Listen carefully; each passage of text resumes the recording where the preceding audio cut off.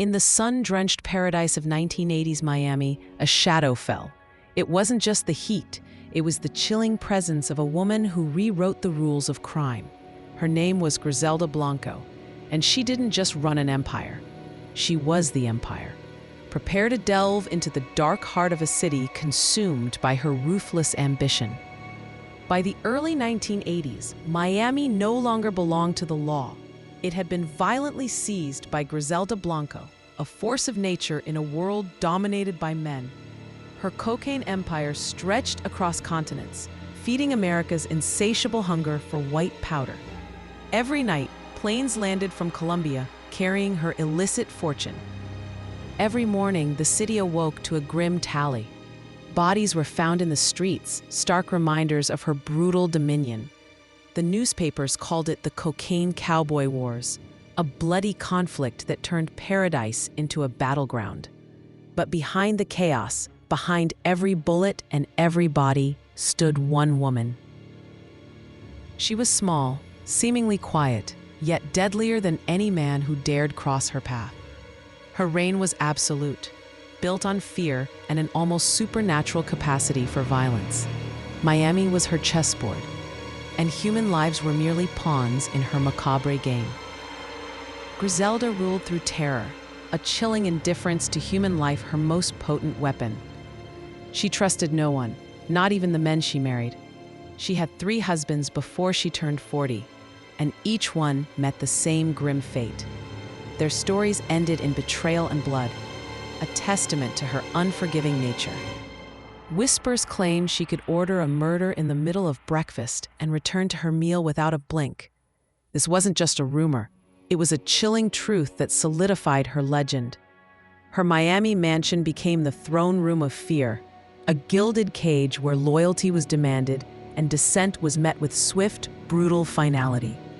Dealers, smugglers, and hardened killers all bowed before her. She paid in diamonds, in dollars, and often in death. The Colombians, steeped in their own violent traditions, called her La Madrina, the godmother. The DEA, facing an unprecedented wave of violence, simply called her the most dangerous woman alive. Griselda Blanco wasn't just a drug trafficker, she was an innovator of brutality. She pioneered new smuggling routes and perfected the art of the drive-by shooting, turning Miami's streets into a canvas for her bloody artistry. Her methods were as efficient as they were horrifying, leaving a trail of devastation in her wake. Her empire was a meticulously crafted machine, fueled by an estimated $80 million a month. She controlled not just the flow of drugs, but also police informants and corrupt officials. This intricate web of power and corruption made her seem untouchable, a ghost in the system. But absolute power breeds absolute paranoia. Every friend began to look like an enemy. Every shadow felt like a spy. She hired an army of assassins, even female killers, to silence anyone who dared question her rule. Her inner circle was a revolving door of fear and suspicion. One of her most notorious enforcers was a hitman named Jorge Rivi Ayala. Young, fiercely loyal, and utterly ruthless, Rivi was Griselda's shadow, her instrument of vengeance. He once chillingly remarked that Griselda didn't see people, she saw weapons, and when she pointed, someone always died. Rivi's testimony would later paint a vivid, terrifying picture of Blanco's reign. He detailed countless murders, often committed with a cold, calculated precision that mirrored his boss.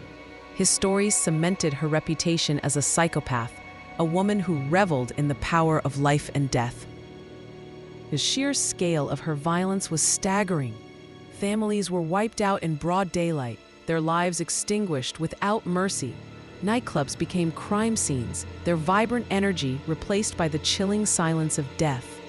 Miami had transformed into a war zone, and Griselda Blanco was its undisputed general. Still, she felt untouchable, basking in the glow of her ill-gotten gains. She threw lavish parties where gold-plated guns were flaunted and champagne worth thousands flowed freely. She even named her son Michael Corleone, a nod to the Godfather, blurring the lines between fiction and her brutal reality. It wasn't just a nickname anymore. it was prophecy. But in the shadows, the relentless machinery of the DEA was building a case. Wiretaps hummed, witnesses emerged from the darkness, and former allies, fearing for their own lives, began to talk. For the first time, Griselda's seemingly impenetrable empire began to crack from within, a slow, agonizing fracture. She didn't know it yet, but her next deal would be her last free one. The queen of cocaine, who had terrorized a city and built an empire on blood, was about to meet her greatest enemy, herself. The walls were closing in, and the chilling silence of justice was about to descend. Griselda Blanco's story is a stark reminder of the destructive allure of absolute power and the terrifying depths of human depravity. Her reign of terror left an indelible scar on Miami, a dark chapter in true crime history. Understanding her impact helps us grasp the complex forces that shape our world. What lessons can we draw from the rise and fall of the cocaine queen? How do societies grapple with such pervasive violence? Dive deeper into the archives, research the socioeconomic conditions of 1980s Miami, and explore the ongoing fight against organized crime. Share your thoughts and theories in the comments below, and join us next time as we uncover Episode 4, Blood and Betrayal.